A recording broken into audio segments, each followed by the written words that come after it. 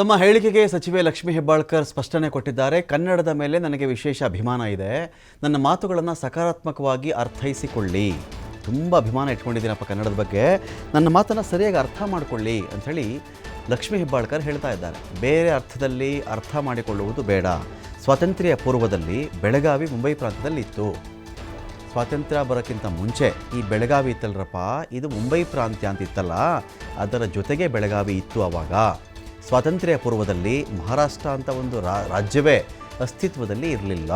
ಸ್ವಾತಂತ್ರ್ಯ ಬರೋಕ್ಕೆ ಮುಂಚೆ ಮಹಾರಾಷ್ಟ್ರ ಅಂತ ಇಲ್ಲಪ್ಪ ಇತ್ತು, ರಾಜ್ಯ ಇರಲಿಲ್ಲ ಅಲ್ವಾ. ಆವಾಗ ಇದೇ ಬೆಳಗಾವಿ ಮುಂಬೈ ಪ್ರಾಂತ್ಯದಲ್ಲಿ ಸೇರಿಕೊಂಡಿತ್ತು. ಹಾಗಾಗಿ ಬೇರೆ ಬೇರೆ ಅರ್ಥ ಮಾಡಿಕೊಂಡು ಮಾತನಾಡೋದು ಬೇಡ. ಭಾಷಾವಾರು ಪ್ರಾಂತ್ಯಗಳು, ಭಾಷಾವಾರು ರಾಜ್ಯಗಳ ರಚನೆ ಆದ ಮೇಲೆ ಮಹಾರಾಷ್ಟ್ರ ಒಂದು ಕಡೆ ಬಂತು, ಕರ್ನಾಟಕ ಒಂದು ಕಡೆ ಬಂತು, ಆಂಧ್ರ ಬಂತು, ತಮಿಳುನಾಡು ಬಂತಲ್ಲ, ಆಗ ಬೆಳಗಾವಿ ಈ ಕಡೆಗೆ ಬಂದಿದೆ. ಮೊದಲು ನಾನು ಹೇಳಿದ್ದು ಮುಂಬೈ ಪ್ರಾಂತ್ಯಕ್ಕೆ ಇದು ಸೇರಿತ್ತು ಅಂತ. ಹಾಗೆ ವಿಶಾಲ ಅರ್ಥದಲ್ಲಿ ಅದನ್ನು ನೋಡಿ ಅಂತ ಲಕ್ಷ್ಮೀ ಹೆಬ್ಬಾಳ್ಕರ್ ಸ್ಪಷ್ಟನೆ ಕೊಟ್ಟಿದ್ದಾರೆ.